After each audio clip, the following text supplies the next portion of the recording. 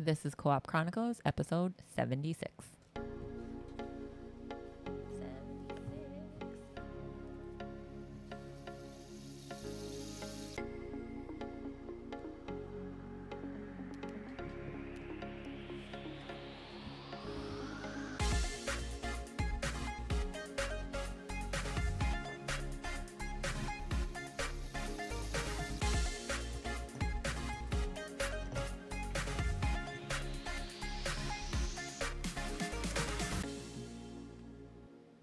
Welcome back to Co-op Chronicles. This is episode 76. As always. I'm pie-sized Geisha. I couldn't remember. And I have Blacklabel. Hello. And Azzilee. Hello. And today is... we're going to be talking about an unsolved thing in Japan. Ooh. Japanese unsolved mystery. Oh, Yeah. The monster with 21 faces. The 21-face sounds monster. Scary. Yeah. Hey guys, check out my cool new phone case. It's a cow being abducted by a UFO. Oh, I thought it was Bigfoot. Oh, no, It's a cow. Oh. It reminds me of those cards that we always see at the coffee place. And we're like, oh, I should buy that for Azzilee. Oh, yeah. There's a coffee place that has like really like cards like that. And we're always like, I think this Az would like this one. I also got inspired by yours, and I have a dinosaur one as well. Nice. All my dinosaurs are peeling, though. I need a new one. Yeah. Okay. So we're going to get into it. Excuse me? How was everybody's week? How's everybody? That's what I was going to ask. Oh. I was going to, because you were talking. So I was like, PSA. how was everybody's week? Go ahead. You guys first. Oh, my shoulder hurts. Sorry. I've been having issues. Yeah.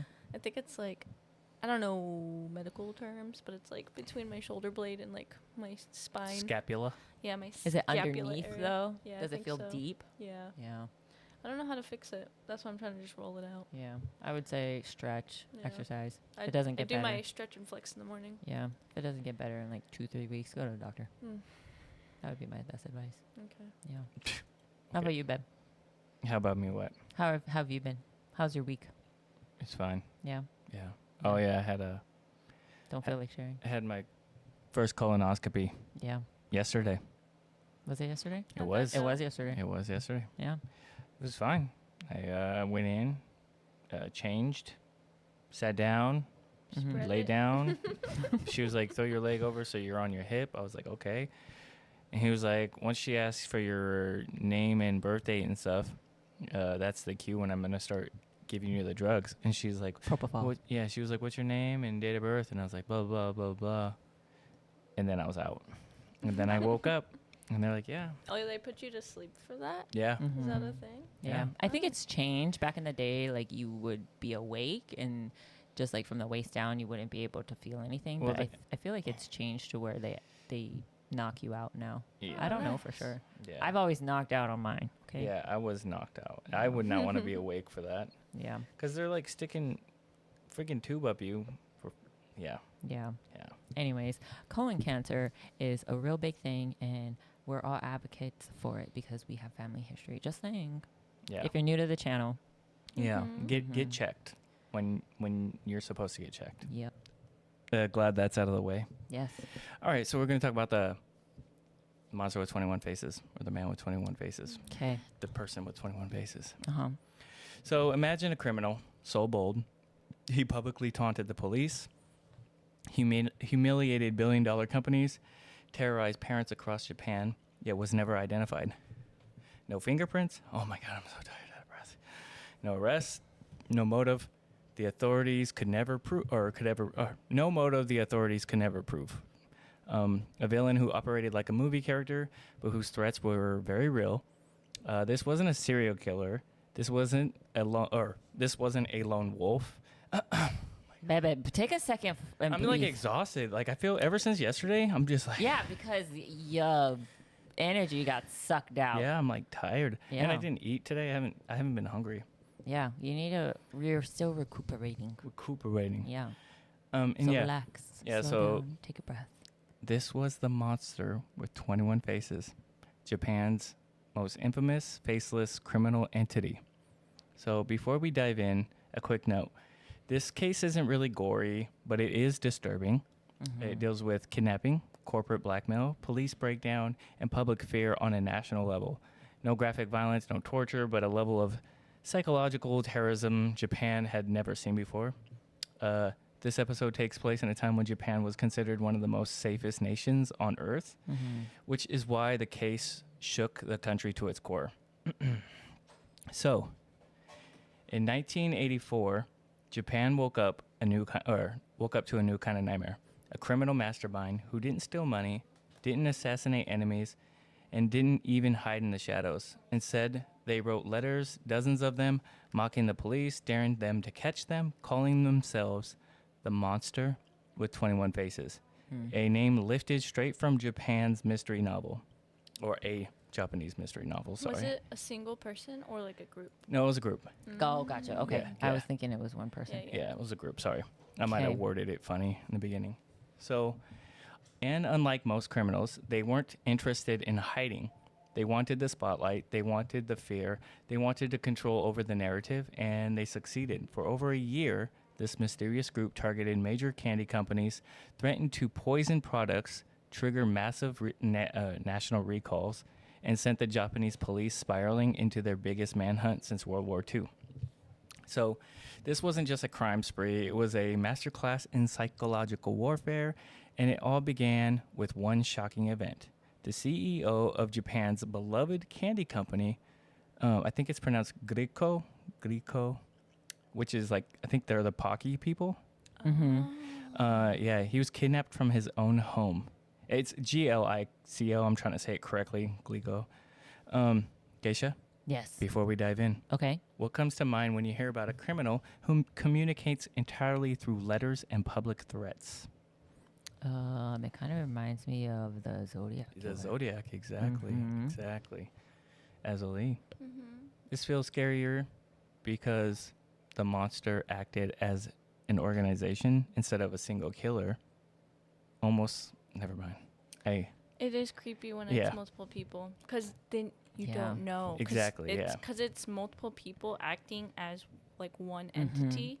So you have multiple means of doing something. So you have no way of like... And you don't know who it is. What is called profiling. It's like hard to profile these people. It's like Scream. There was the two killers, right? They have a new... Yeah, they have a Scream 7 coming out. Oh, Just do they? Saying. Jeez. Billy Loomis. Oh, my God. So, Japan in the 1980s, a country on edge. It was kind of like before the monster with 21 faces. Before they ever wrote a letter. Before a CEO was kidnapped, before the candy company shut down nationwide, Japan was already a place where order, safety, and social harmony was everything, which is why the case kind of hit like an earthquake, because Japan in 1980 was not prepared. I guess you could call them a villain or villains.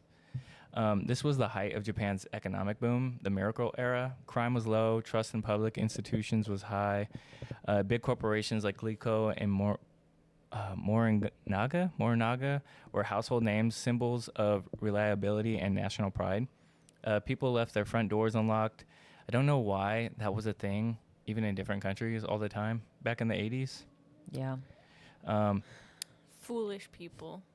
Am I breathing too close to the mic? No, I heard somebody. Oh my God, we all have kids. They all know about it. It's fine. But yeah, where was I? Oh yeah, people left their front doors open, like I said. An idea of a criminal group terrorizing companies with poisoning threats that felt like something out of a fiction, something that did not happen in Japan, for one. Japan in the early 1980s was a nation that believed in predictability. Everything had rules, rhythms, and routines. Families trusted the food they bought.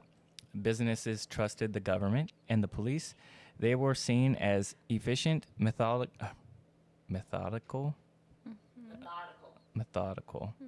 and nearly unbeatable.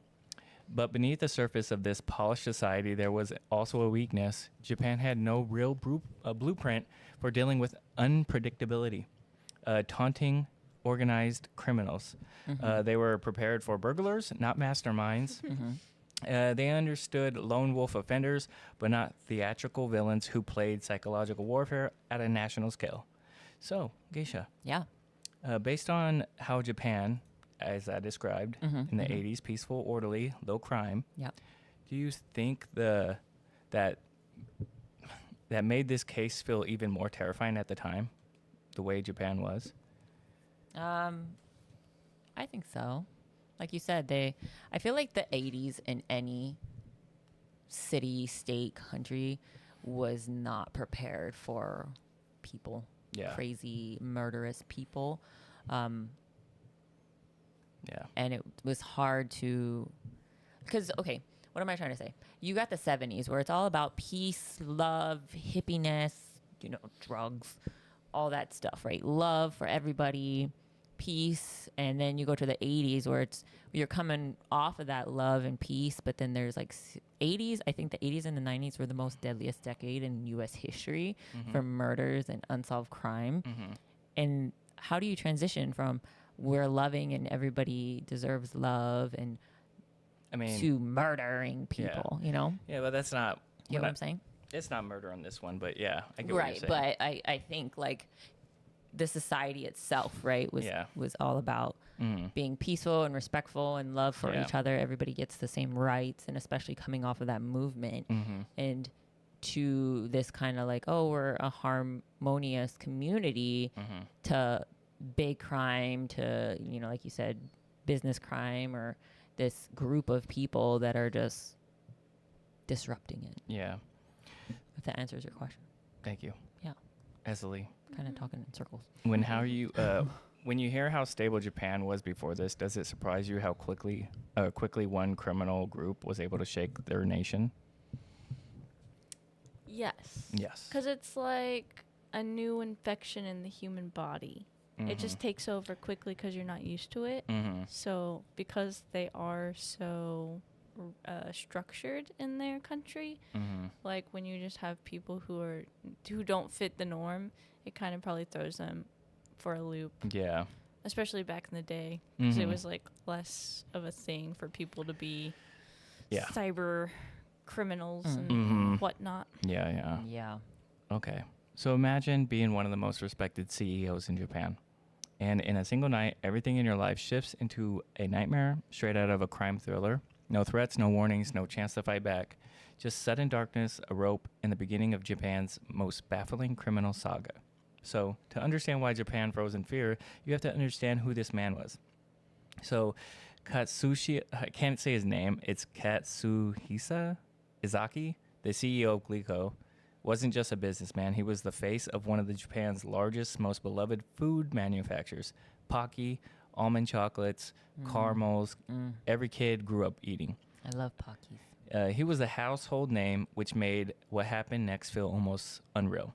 So on March 18th, 1984, around 9 p.m., Izaki was home at with his family when two masked men armed with a pistol and a length of a rope. A pistol. And a length of rope broke into his house. They moved with precision, no shouting, no fumbling, no hesitation. They tied Izaki's wife and daughter to the furniture, sealed their mouths with tape, and then abducted Izaki like he was a high-value target. They forced him into a van, blindfolded and bound, then transported him to a remote warehouse in Ibaraki? Yeah, sorry. I Googled all these, and I forgot how to say them already. For the next 3 days, the kidnappers fed him, spoke very little, and kept him locked inside a tiny room. There was no ransom demands given to the police, no communication, no clear motive. Japan's law enforcement had no idea where he was or who took him, but criminals made one critical mistake. They underestimated Izaki.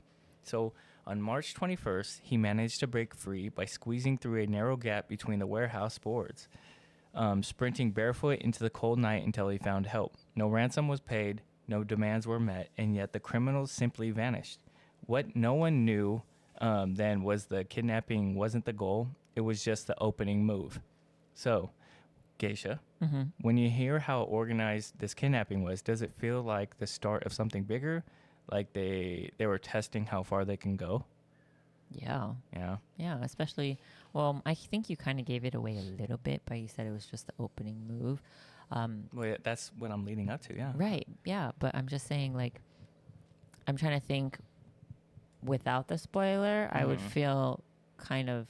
Like maybe they just stopped after this? Yeah, like maybe it would be a one-time thing, but what really was the purpose? What would kind of, like, rattle me the most is that, like, I would feel like I was watched. Like they knew the layout of my house type of thing. They knew exactly where they were going. They knew where I was. Quick. That's scary. That is very scary. Yeah. Azzilee, if a CEO escapes his captors, most groups would lay low. So why do you think these criminals escalate instead of backing off? I mean, you don't know the next move, but you know there is a next move. Instead of letting him go, they, I would not let them go because I think No.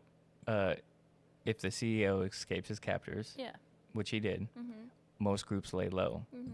So why do you think these criminals escalated instead of backing off? We don't more know yet. fear, I guess. I guess more fear. If you, Yeah, I know she doesn't know. That's why I'm asking her thoughts. I would say it was more to induce more fear. You know, like the mania. Yeah. Yeah. Exactly. What is it called? They did it Hysteria? just to The do it. hysteria. Just to Mass hysteria. to cause mass hysteria. Yeah. Yeah. See, you got it. They wanted to prove that they could do it. Just You to got do it, ass. You win the. That's what Mass I hysteria. think You win you would do tiramisu it. for the night. You know, what Or isn't that why you would one escalate dessert. more? Yeah. Yeah, you Right? win one dessert tonight. All right. For a kidnapping so meticulously planned, for a criminal group so confident, so theatrical, no one expected this story's first twist to come from the victim himself. Because in the middle of Japan's most shocking corporate abduction, the CEO of Glico did something no one, not even the monster with 21 faces, predicted. He escaped. So, when Izaki was dragged off out of his home and transported to the kidnapper's safe house, police assumed they were preparing for a long negotiation. Izaki was the head of a billion-dollar company. He was a valuable leverage. He was supposed to be held for days, maybe weeks, but the kidnappers got sloppy or arrogant or both. While tied inside the warehouse, Izaki waited for a chance to free himself. Investigators would later say that he did require to be calm under pressure, or he was calm under pressure, you know? Because even while blindfolded, he spent hours quietly feeling the ropes, binding his hands, testing every knot, and at some point during the night, he managed to loosen them and just enough. Then in a sudden burst of adrenaline, he slipped his wrists free. He didn't run blindly. He listened for movement. Nothing. The warehouse was shockingly empty. No guards, no lookouts. The kidnappers had left him alone, assuming their plan was airtight. Izaki crept through the dark space and found a metal door, the one I said, between the warehouses. It was unlocked. He pushed it open, stepped out into cold Osaka air, and sprinted barefoot down the street. He found help. Police were stunned. The kidnappers had executed a Hollywood-level abduction only to let their target walk away.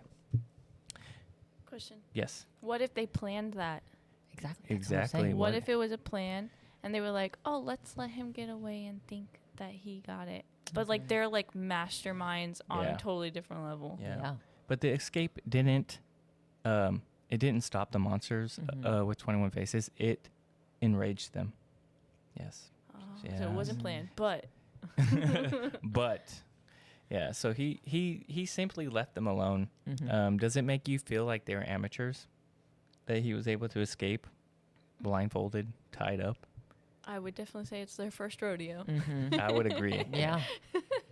Okay. Because like if they planned it so meticulously, but he still got away, which means that there was room for error in their plan. Maybe they were just testing and to see. Yeah, do you think that like a practice run. Yeah.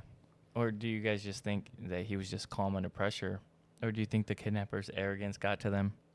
I think it's an accumulation of everything. Yeah, I was gonna say I think it's both. I think the biggest thing when you're put in a situation like this is to stay calm.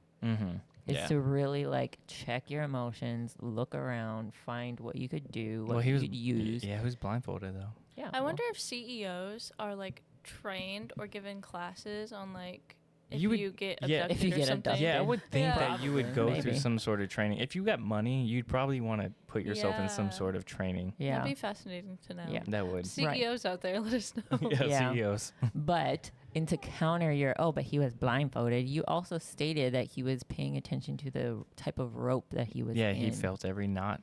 He Yeah, did. see, so Yep. he was calm under pressure Mhm. and using his senses to pick up on stuff. Yep. Yeah. Yeah, so it didn't take long for the kidnappers to reveal something chilling. They weren't just criminals, they wanted an audience, and they wanted Japan to fear them. So, just after days the CEOs escaped, newspapers and police headquarters began receiving typed letters.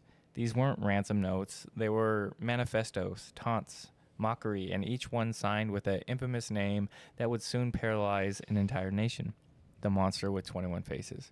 So the name itself wasn't random. It referenced a villain from a popular Japanese detective novel series by Itagawa Rampo, I'm sorry if I'm butchering the names, a criminal mastermind who never revealed his identity and wore many disguises. The real-life monster wanted Japan to know exactly what kind of villain they believed themselves to be.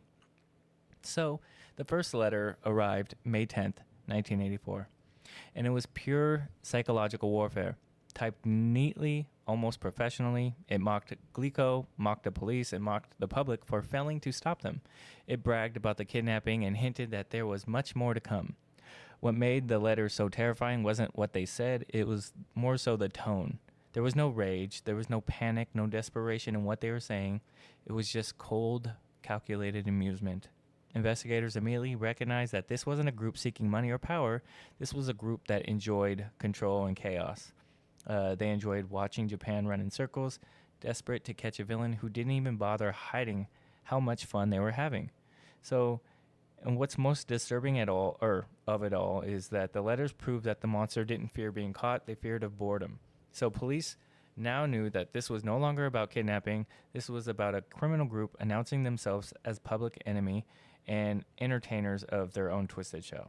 So, Geisha, why do you think the monsters chose to model themselves after a fictional villain? Do you see that as confidence or something more unhinged?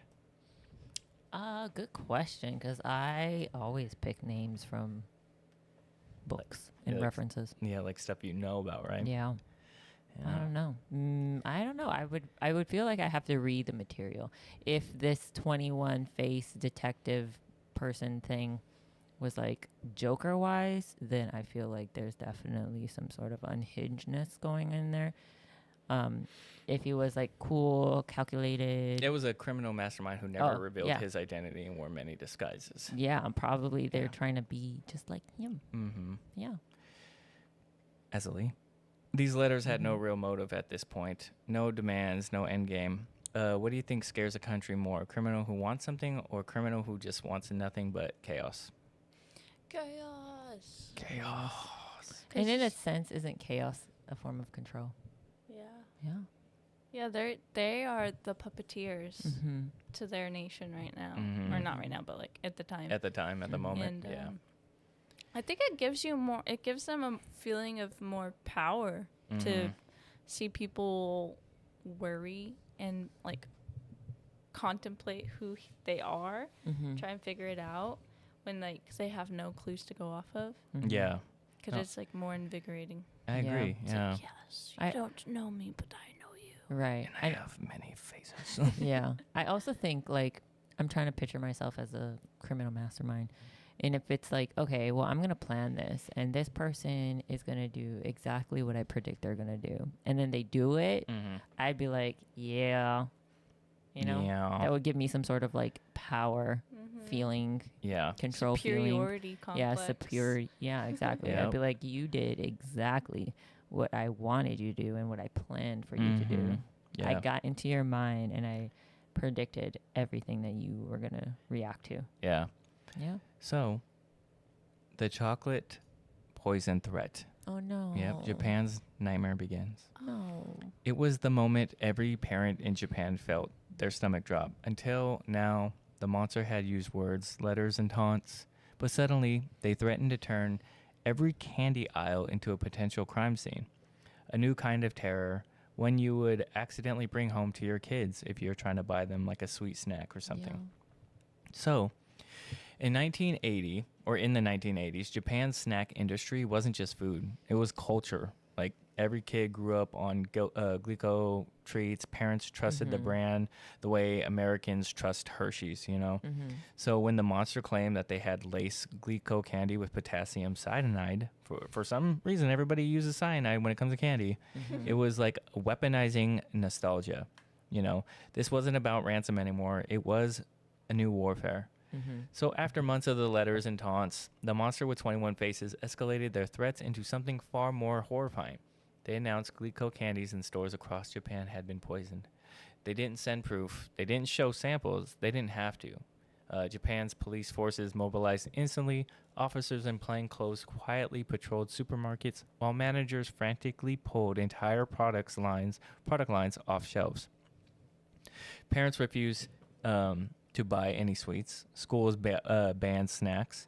The entire country, a nation that prided itself on safety and trust, suddenly felt vulnerable over something as innocent as a piece of chocolate.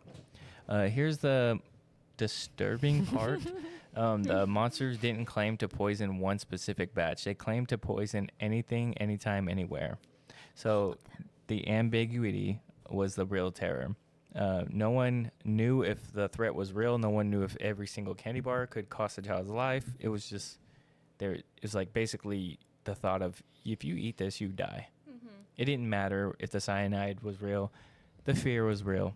Japan never had experienced domestic terrorism of this psychological magnitude, and the monster knew exactly how to exploit that fear. So, Azzilee, how do you feel about a villain who attacks trust instead of people? Someone who uses fear itself as a weapon. I'm about to sneeze. No weapon. Oh, bless you. Bless you. What a good It's genius. Yeah, it's Because, like Geisha said, it's all about controlling fear. And I think fear is like the one emotion that overrides most people when they so when they feel it, you're pretty much at anyone's whim. You're not thinking logically. You're just like in a constant flight mode. yeah. You become unpredictable when you're afraid. Yeah. And you're willing to do anything to get away from whatever is scaring you. Yep. Geisha, Yeah. when you hear about an entire country panicking over candy, does it make you think about how quickly fear spreads when it involves children? Yeah, of course. And chocolate. I'm Yeah. so upset about the chocolate. Yeah. But yeah, kids, I guess kids are important too. Oh my God. Just saying. Thanks, man. So, the mass product recall. Chaos across Japan. So, imagine waking up to find out the snacks in your pantry, the candy your kids eat, the chocolates you love might be poisoned. Yes, you smacked your lips. Go ahead. Now, imagine the entire country being told the same thing overnight. Once the monster with 21 faces mailed their cyanide threat to Glico, the company made a decision that Japan had never seen before. A complete, immediate recall of every Glico product nationwide. This wasn't a PR move. This was survival. Japan's trust-based society, where food tampering was almost unthinkable, was shaken to its core. When the word got out, panic spread faster than any police bulletin. Parents rushed to the stores, grabbing chocolate boxes off the shelves. When word got out, panic spread faster than any police bulletin. Parents rushed to the stores.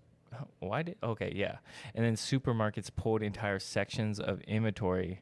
Delivery trucks were stopped mid-route and ordered to turn around. Glico destroyed tons of candy and chocolate, wiping out months of profit in a week. The recall itself almost cost the company the modern equivalent of tens of millions of dollars at the time.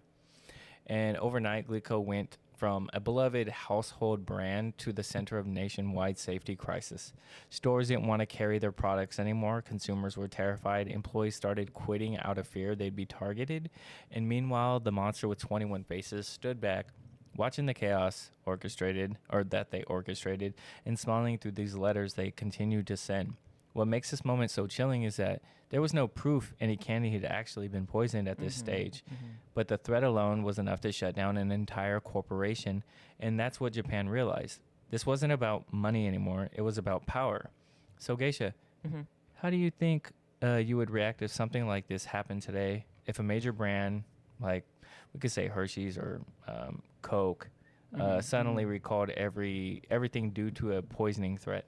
I would take it seriously because the world is crazy. How do you think you would react, though? I would not buy all of that stuff. And I'd get rid of it out of my house. And I'd be like, well, who knows if it's true or not, but we're not going to do it. I'd be worried nationwide. Like Yeah. the world is being attacked. I don't necessarily think I would think the world is being attacked. I would just think, okay, well, this one product we need to not buy or consume. Okay. Side note, why Yeah. I gasped, right, is because, What was that gasp that you gasped? correct me if I'm wrong, I could be getting it mixed up. We watched so much murder. The Tylenol murders of the 80s were also laced with cyanide, right?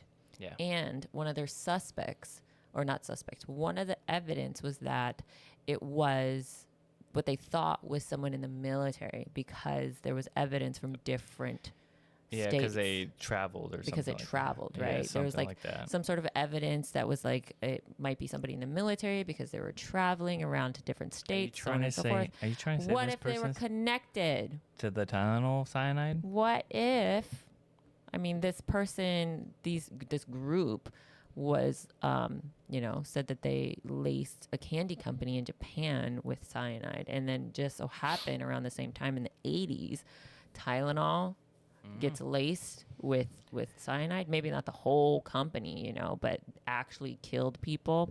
What if they're somehow connected? I'm a genius. I should be a detective. Why would they Just saying. not associate themselves with the monster with 21 faces, though? Well, I think more of like it's not connected as in like the groups are connected or the person is connected to this 21 face group.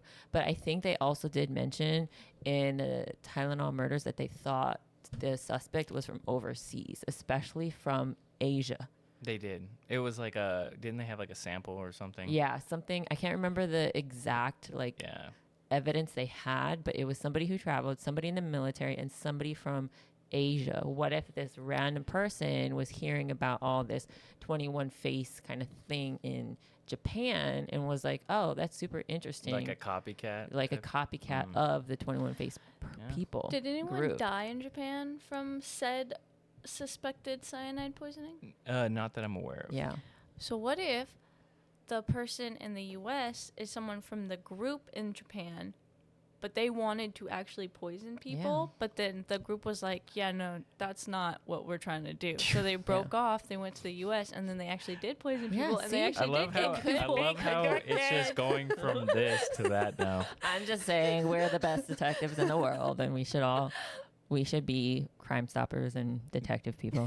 I'm just saying. Okay, do you guys think it's the right call for them to recall everything even without proof of actual contamination? Yes. You have to, right? Yeah. Yes. Yeah. Like you would be, it's like you're going against the public if you don't recall everything. Yeah. Yeah. Pretty much telling people that they should end up dying. Just ignore it and have that one kid eat it and die. Okay. Can you okay. imagine? The All right. lawsuit they would face. So the shift to Morinaga, the monster escalates again. So just when Japan started to believe the nightmare might be ending, the monster with 21 faces picked a new target, and proved that this wasn't about money anymore. This was, again, about the control and the power and the humiliation on a national stage, The monster wanted an audience, and they were about to get one. So after months of tormenting Glico, kidnapping the CEO, burning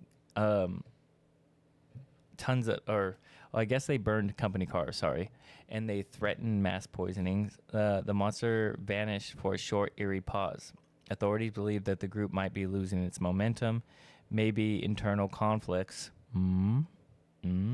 Just saying. Maybe- Look, I said this before I even knew. Maybe the heat from the investigation, but in late 1984, the monster resurfaced with a new victim, Morinaga, one of Japan's largest company candies, a direct competitor to Glico, another household name, meaning another way to install nationwide fear again. The shift told investigators something chilling. Glico wasn't special. Anyone could be next.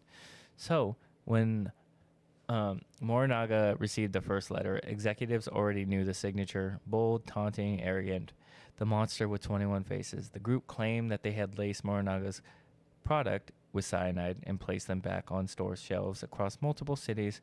They boasted that Japan would have to see for themselves whether the company valued profit over safety. It was, again, psychological warfare. Mm-hmm. The monster didn't just want to hurt businesses. They wanted to humiliate them publicly. Within hours, Morinaga products were yanked from the shelves nationwide. Supermarkets emptied entire aisles. Parents panicked all over again. You know, the monster watched while all this unfolded like a spectacle. They were just happy. You know what I mean? They're directing the chaos. Mm-hmm. Investigators realized something unsettling. This wasn't about ransom again or revenge. They're just creating a game of domination, you know, and Japan was the board. You like that? Does Japan participate in the stock market? I'm not one of those people. I don't know. I wonder if they ever cross-reference between I think these companies losing money compared to the stock market, and then seeing who put money in competing markets. Oh, gotcha. To see if they got more money Yeah, based I don't on think they them do, losing money. if I'm not mistaken. I remember something about they saying that it's I guess Google. it's kind of like gambling, right? It's not Yeah. a thing that they do. and I think it's just That makes very sense. the It's way probably a the way US it is. thing. It's very disrespectful. People Yeah. are just rude, and you know what I mean. That makes it's- sense. It does have a stock market. Oh. Oh, do they? Yes, Japan has a stock market primarily centered around Tokyo Stock Exchange. So not Oh. across I don't know. yeah. Fascinating. Including major global brands, Toyota and Sony, and a key pair. But back then though, in blah. 1980s, I don't know. Yeah. Can you close the window? Why are you cold? Yeah. Thank you. So we're gonna talk about the fake cyanide candy. The terror becomes real. So imagine walking into a grocery store with your child, reaching for a box of candy and wondering if this might be the piece that kills them. That was Japan's reality in 1984. So maybe something does happen, guys. Up until this point, the monster had been psychological terrorists, sending letters, demanding money, and making claims. But Japan still believed, surely, they wouldn't actually do it. They wouldn't actually try to kill somebody, right? That belief was shattered when police discovered candy on store shelves laced with real industrial-grade cyanide. Oh, my God. Each packaged marked with a taunting note from the monster. It was no longer a threat. It was now attempted mass murder. So, in October 1984, investigators found a piece of Morinaga chocolate on a shelf, the wrapper perfectly sealed, untouched, looking like any other treat a child might pick up. Looking like a snack. Yep, but inside the foil was a small white packet containing potassium cyanide strong enough to kill instantly. And attached to the packaging was a chilling message: "Danger, contains poison, you will die." At least they put a note. Yeah. This wasn't Wow, just that's so nice. yeah, this wasn't just a warning to public though. It was a message to the police that, hey, it's proof that the monsters can infiltrate the stores anywhere, anytime. Mm-hmm. So more candy began appearing. Some resealed so flawlessly, even the factory workers couldn't tell the difference. Japan panicked. Families avoided sweets. Sales collapsed. Children were told not to accept snacks at school. Police swept stores nationwide but had no idea where the poisoning originated from. The monster didn't actually kill anyone though. But the fear alone created national chaos. It was terror by precision, and it worked. Perception? Precision. Okay. Geisha, Yeah. imagine being a parent at this time. Okay. Would you ever trust grocery store candy again? I would never trust. No, No, I would not. I No. wouldn't either. Yep. And I wish I would have known this before I ate Pockies, Yeah. because then I probably would have never ate Pockies. I mean, that was in Well, the 80s. yeah, and we weren't you- born, I know, but so. still. And So- I'm just saying the Tylenol murders were in 82. Yeah. As Do a- you not take Tylenol? No, I do. I'm just saying, Oh. they were in 1982, Oh, and then okay. this was happening in 1984. Yeah. I'm just saying, test run. Azzilee, what do you think is more terrifying, an attacker who kills or one who intentionally makes an entire nation afraid to touch everyday items? Afraid of everyday items? Because I was just thinking that was if they were doing this to candy, just imagine the fear of any other product in a toothpaste, store. anything. Yeah. Yeah. It's like you're so scared you don't even want to buy groceries anymore. Yeah, Yeah. You're exactly. like, your whole country will starve Yeah. because everyone's too afraid. I wonder if Japan has those little like safety seals like we do. I'm sure everybody does nowadays. Yeah. Well, if they repackaged the candy bars so flawlessly, then they could Yeah. That's repackage true. anything. Yeah. That's true. Yeah. Imagine a criminal so bold, they didn't just commit the crime. They wrote press releases about it. A villain who taunted the police, mocked investigators, and treated Japan like a stage while never revealing a face, a voice, or a single physical trace. Crazy. Between 1984 and 1985, the monster with 21 faces sent a series of letters to newspaper corporations and police. These weren't frantic ransom notes or sloppy threats. They were polished, sarcastic, disturbingly calm messages written with the swagger of someone who knew they were pretty much winning the end game. The letters became the monster's signature weapon. Every time the police thought they were gaining ground, another message arrived laughing at them. So the monster's letters read less like threats and more like a villain's monologue. They opened with insults toward the police, calling them fools, idiots, and incompetent. They referenced previous failures, rubbed salt in every wound, and even joked about the investigation's mistakes. One letter read, "Dear fools of the police, are you stupid? What are you doing? You seem to be having a lot of fun. We understand how you feel. We're having fun too." That one sentence told Japan everything they needed to know. That this wasn't a criminal running around from or running away from the authorities. This was someone who was performing for them. Their writing style was strategic, playful, arrogant, precise. The grammar was clean, the handwritten consistent, and the tone almost theatrical. It was as if the monster wanted to curate a persona, one part mastermind, one part prankster, and one part boogeyman. And because Japan was a society that prided itself on safety and order, these letters became psychological warfare again. Every time one hit the papers, the public panicked, stocks dropped, kids were kept home from schools, shelves were emptied, the monster didn't need bombs, hostages, or weapons. Their words alone were enough to bring an entire nation to its knees. See, you said stocks dropped. I did say stocks. They could be making money. That's their way. Yeah. Seems like you guys are ahead of your games right now. But yeah, so it's crazy though. It's pretty crazy. What stands out to you with these letters, Geisha? The arrogance or the fact that the monster wanted the public to see them? I think both. Yeah. Yeah. Okay. Like you're arrogant enough to send a letter to the police, but then kind of smart enough to do it and not get caught. Yeah. Kind of situation.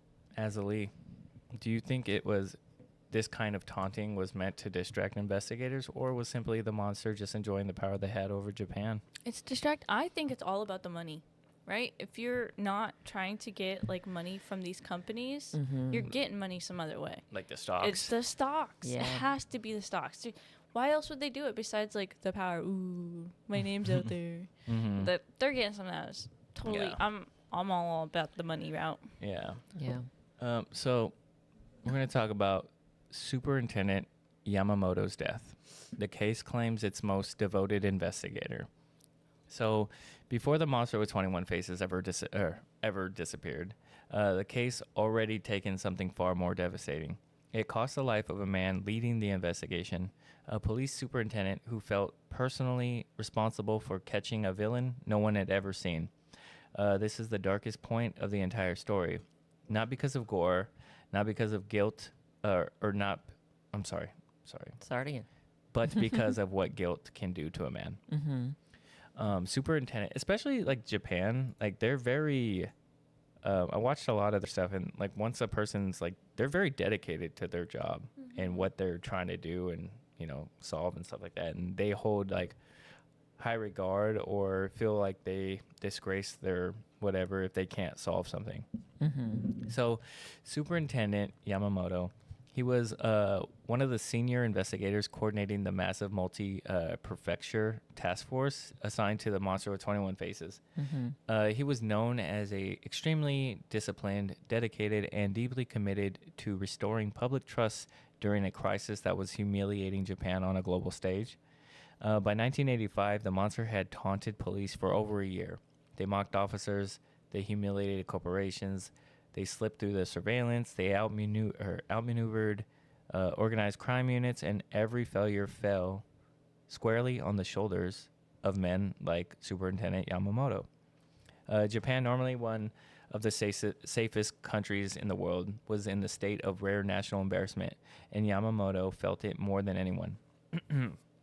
So, on August 7th, 1985, the Kyoto police received something unexpected, another letter from the monster with 21 faces. Except this time, it wasn't a threat, it wasn't gloating, it was a direct personal attack, blaming the police for failing at every step. The letter said that the police were incompetent, that Yamamoto and his colleagues were a joke. They insulted the investigation, the leadership, and even mocked officers' physical appearances. It was vicious, even for this group. And then 3 days later, on August 12th, Superintendent Yamamoto left his home early in the morning. He didn't take his briefcase. He didn't take his badge. He didn't leave a note. He drove to a wooded area in Shiga Prefecture. He sat in his car, and he set himself on fire. Oh, shit. Yeah. I did not see that coming. Yeah, the shock rippled Japan instantly. A senior police official, a symbol of order and discipline, had died in one of the most painful ways imaginable, and all because he felt he had failed to stop a criminal group that played by no rules. His death became a national tragedy. It wasn't just the loss of a respected officer. It was a moment that revealed how deeply this case had damaged the psyche of everyone involved. Just 9 days later, the monster with 21 faces sent one last letter. Yamamoto died. How stupid of him. We will stop tormenting companies. We forgive you. A final taunt, a final slash to the wound they created, and then they vanished forever. Geisha. Yeah. Knowing how disciplined and devoted Mr. Yamamoto was, how does it hit you hearing that he blamed himself for an entire nation's fear, even though it wasn't his fault? It makes me so sad. Because you didn't see it coming. Yeah, I did not see it coming. Poor thing. But I feel like, personally, I'm not saying that this is a reflection of Japan in any way, shape, or form. I don't know what it's like. Then maybe you shouldn't say it. I was just going to say, personally, I feel like police or any like authority figure in Japan, it would be easy for them to kind of feel this way, you know? Like, it's my responsibility, it's my job. Because they're like respect. Yeah, because they're all about respect and dedication and honor, and like discipline. Maybe he felt like he didn't do a good job or a good enough job because he couldn't narrow it down. Type of not saying that people in the U.S. won't feel like this, right? But I think over there, it's just such like a high standard, like honor, like they have much more things that could to not sound like Mulan, that could dishonor your family. You know? Yeah. No, I agree. Azzilee, do you think the criminals like the monster with 21 faces wanted a reaction like this, or do you think they were even shocked that their psychological warfare went this far? They had to have been shocked. Yeah. Why else would they stop? Yeah, why would they say You've like... gone this far, and Yeah. then somebody ends up offing themselves, and now you're just like, oh, we're satisfied. Yeah. That definitely was not their end goal. Yeah. Their end goal was to just keep harassing the country, and this was an unfortunate product of that. So they were like, yo, we pushed it too far. Yeah, I agree. Because why would they put... If they wanted to kill somebody, why would they put that cyanide in that candy bar and leave a note on it to let you know that it's poison? Yeah. They don't want to actually kill somebody. Yeah. So this was just a terrible It was just byproduct. a big game for them. Yeah, so this was just a terrible byproduct, and they were like, yo, we got to stop this now. Yeah, I agree. Because, it just, all of their actions up till this point did not seem like they were murderers or killers. Yeah, except that one that got away and came to the United States and did the Thailand. Okay, that's that's not part of anything. It's such a coincidence. Because, like, just imagine, like, I'm a pretty petty person, so it's like, I hope that those people felt that sadness and, like, horror and guilt the rest of their lives for having that man, kill himself. Yeah. Because that's just, like, terrible. That is. It is pretty sad, to be honest. I did not see that one coming at all. Poor thing. Yeah. That I feel like that's the definition of like carrying the weight on your shoulders. He felt like he was carrying everything, and that he might have felt like a failure, and that there was no other way. Yeah, Poor I thing. mean, it is pretty crazy how Yeah. it went from, that and stuff. But Yeah. Well, also Yeah. think maybe his family was like pressuring him too. Like, Yeah, why maybe. is this like this is happening to Yeah, our family too? because I'm assuming like their name is on the line, and like anybody attached to that Yeah. name is kind of Mhm. Well, then there's like, you should be doing better. Yeah. This is Yeah. affecting our family, like our kids or whatever, you know. Yeah. And like, Mhm. especially you said he was the lead detective. Yeah, he was a superintendent. So he was the superintendent. Everybody knows that he's a superintendent. The whole country is like, why can't you solve this? What's going on? What do we Mhm. do? Where's Yeah. the results? Yeah. Poor guy. Yeah. So for nearly a year and a half, the monster with 21 faces had Japan trapped in a psychological chokehold. But then, just as suddenly as they appeared, they vanished.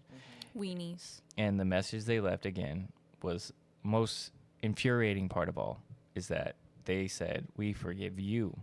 By the late 1985, the case had reached a boiling point. Glico had nearly collapsed. Morinaga was bleeding money. Police had failed at every turn. Public trust in the authorities was shaking. And the only solid lead, the fox-eyed man, had evaporated.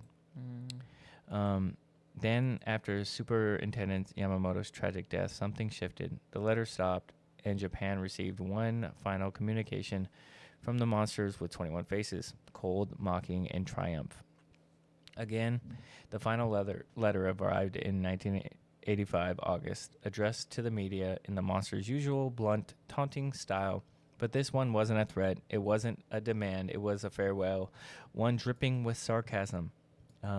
As again I stated, they wrote, "We are tired of this business. We forgive you, police."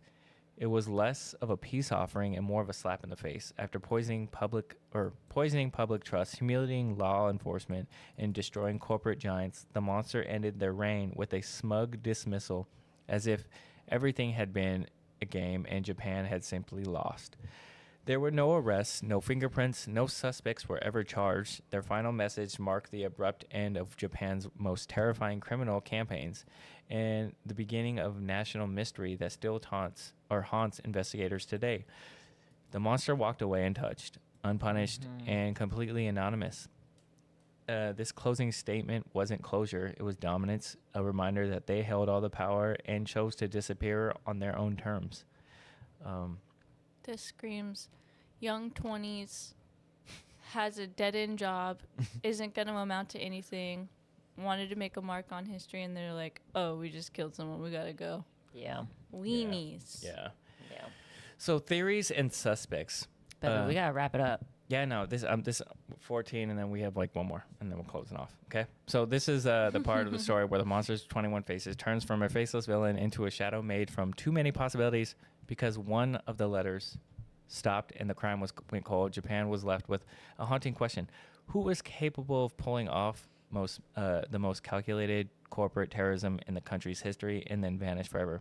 So despite all the stuff they had, here's a couple theories. So the Yakuza connection. One of the earliest theories was that the monster was tied to the Yakuza's Japan's organized crime syndicates. The logic was simple. The crimes were organized, coordinated, and required resources, safe houses, getaways, cars, surveillance. But here's the problem. Yakuza didn't benefit. No ransoms were collected. No territory was gained. So there's really no motive for that. Number 2, former police or military operatives. This could go with what Geisha said about Military. So this became one of the strongest theories, even internally within law enforcement. The monsters group seemed to understand police responses times, surveillance blind spots, patrol rotation patterns, how to disappear into crowds, and the most chilling, how to mock the police flawlessly without ever getting caught. Oh my God. The behavior matched individuals with formal training. Some investigators believe the group contained disgruntled ex-cops or ex-military. And this is why, like, the suicide of Superintendent Yamamoto only strengthened this belief, because once that happened, they kind of stopped. The monsters left after that happened. They were like, yeah, they stopped. What if Oh my God, babe, we are running short on time. we are? Okay. So, theory 3, industrial espionage or corporate sabotage. could be what Azzilee was talking about, the stocks. So Japan in 1980s was experiencing fierce corporate competition. Some analysts believe that this wasn't about ransomware, but the crippling of Glico and Morinaga, and basically companies shift the market dominance. It's always about money. Yeah. Or military. Yeah, military strategies. Yeah. What if it was just a whatchamacall? Yeah. Like the U.S. did it first. Well, Japan did it first to us with the Tylenol, and the U.S. went back and was like, No, Tylenol, they we're gonna did get it. you candy, There's no mother freaking. trucker. There's no proof. So don't be saying like Japan, you did this. There's just no saying. proof for that. So theory 4. A small, highly organized crime criminal cell. Not Yakuza, not corporations, not insiders. Just a group of unusual, weird, intelligent criminals who enjoyed chaos. This theory kind of fits the letter because, the writing, the mocking, the theatricalness of all the taunting letters. Theory 5 is the lone wolf possibility. A smaller theory but a chilling one is that some investigators wondered if it was just a criminal mastermind just by himself planning, and only a few helpers just came and went. It was just constantly the one guy. But yeah, the problem with all those theories is that every suspect was eliminated. Every avenue hit a dead end. Every promising lead dissolved into nothing. And worst of all, the only identified person in this disappeared into history without leaving a trace. So, why this case still haunts Japan? The final segment.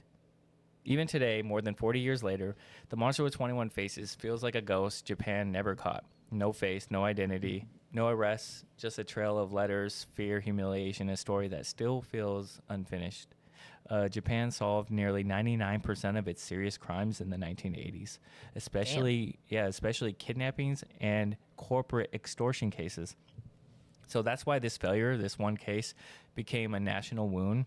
It exposed vulnerabilities in police strategy, corporate security, and media influence, all while showcasing a criminal group that understood psychology better than any detective on the case. The monster with 21 faces didn't commit crimes. They committed psychological warfare and won.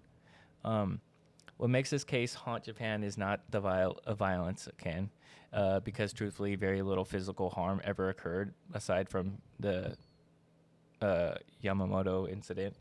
What makes it unforgettable is the power imbalance the monster created.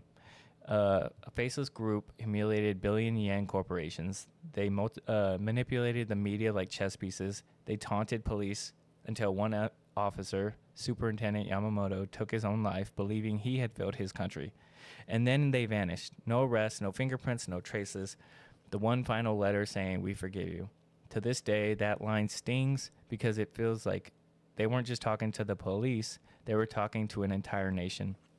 Even modern investigators still debate who they were. Yakuza, a rogue corporate espionage ring, ex-military, a highly skilled group of pranksters who escalated it too far.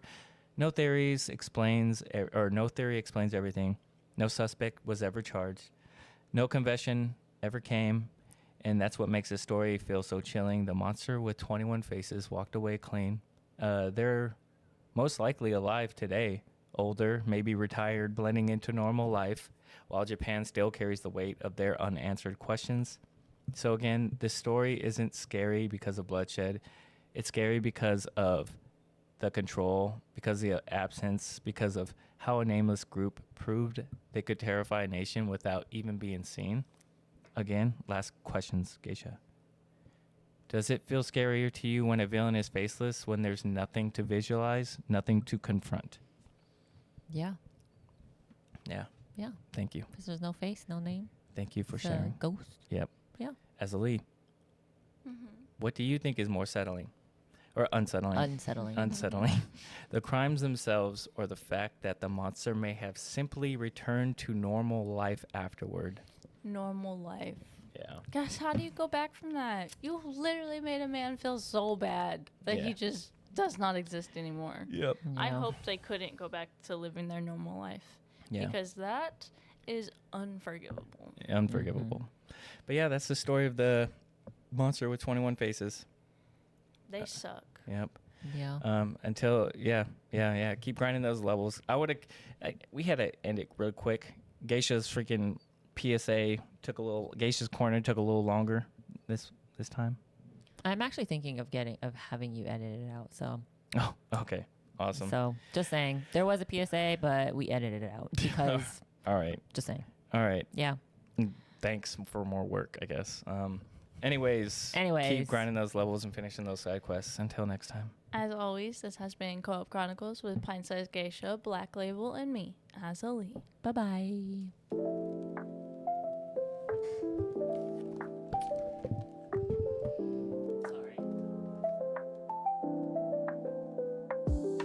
We gather round the mic, tales of knights and dice, gaming worlds collide, hobbies come alive. Azzilee and Geisha chat, Black Label's where it's at.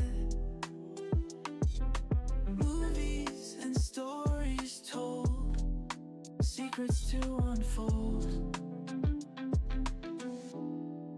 Co-op Chronicles, come and join the ride, in a world where fun resides.